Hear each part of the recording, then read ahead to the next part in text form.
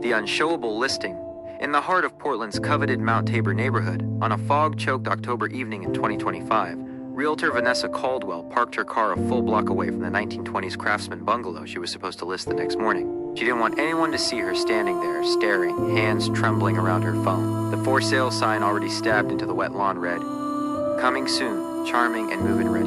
A cruel joke. Vanessa had toured the house once before the sellers left for Bend. It had been cluttered then, eccentric, livable clutter. But the evicted tenants had come back in the night. She forced herself up the slick porch steps and pushed the unlocked door open with one finger. The smell hit first. Sour milk, wet cardboard, and something metallic underneath. Then the sight. The living room was no longer a room. It was a landfill. Mold-filled mattresses leaned like tombstones against the fireplace.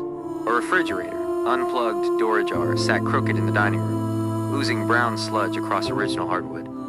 Broken appliances formed barricades. Black trash bags, split and crawling, blocked every hallway. In the kitchen, someone had deliberately smashed every dish and left the shards glittering under the overhead light like deadly confetti. Vanessa's breath came shallow. She had a young family viewing in 36 hours. Her biggest clients, the perfect buyers for this exact house. She stepped gingerly over a shattered microwave and froze. Scrawled across the hallway mirror in dripping black marker were the words, "You'll never sell this house." Her phone buzzed in her pocket, an incoming offer on another property. She ignored it. This wasn't just vandalism.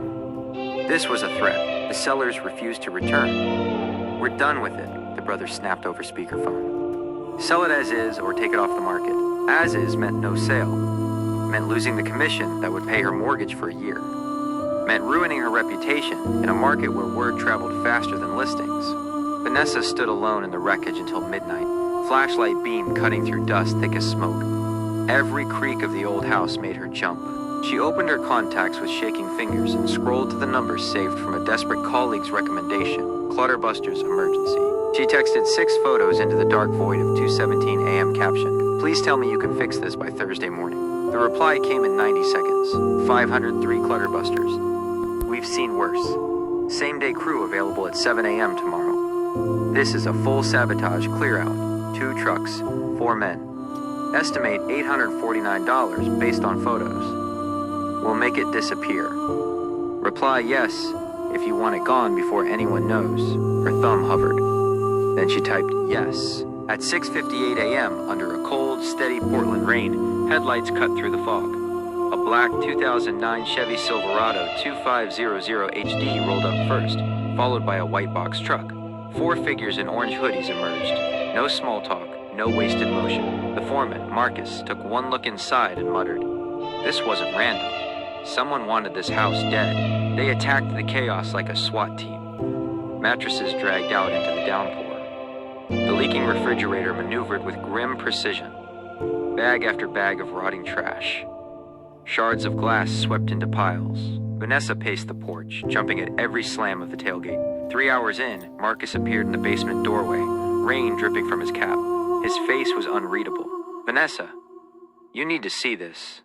Now." She followed him down creaking stairs into the dim furnace room. Behind a wall of abandoned tenant junk, wedged deliberately beneath the old oil tank, was a heavy metal lockbox. Dented, locked, too clean to belong amid the filth. Marcus met her eyes. "We almost missed it." Her heart hammered as a locksmith arrived 20 minutes later. The lock clicked open. Inside, original deeds to an unrecorded sliver of land behind the property, worth hundreds of thousands in today's market. Redeemable wartime bonds. And most chilling of all, a handwritten note in fading ink. "If they ever try to sell, make sure they know what we buried here." The house sold 3 days later, $65,000 over asking to Vanessa's wide-eyed young family. They called it immaculate. The police took the note. The tenants were never found. At closing, the seller slipped Vanessa a quiet bonus for the miracle. She passed every cent to the crew that had walked into a nightmare and pulled out a fortune. Some listings aren't just cluttered. Some are cursed. When the chaos feels deliberate, when time is running out and the stakes are everything, you need more than cleanup. You need a rescue. 503 Clutterbusters.